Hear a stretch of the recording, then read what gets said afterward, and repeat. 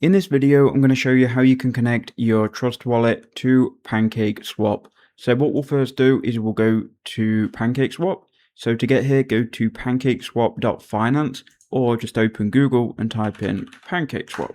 Once you're here on the PancakeSwap website, we can now go ahead and connect our wallet. So what I would do is open up your Trust wallet. So I'm going to go to extensions, click on Trust wallet, and here we are.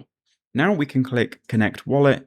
And it's going to ask you what wallet you want to connect. Click on Trust Wallet, and then here most of you are going to click EVM, which is Ethereum Virtual Machine. If you need to interact with native Solana, you can choose and connect this, but EVM will interact with all of these cryptocurrencies here and all of these networks. So this is what I would go ahead and connect. Click on that. It's then going to open this window in Trust Wallet. If you've got it open, you can click connect, and there you go. You've now connected your Trust Wallet, and you can see this green icon indicates it's been connected. That's all you have to do.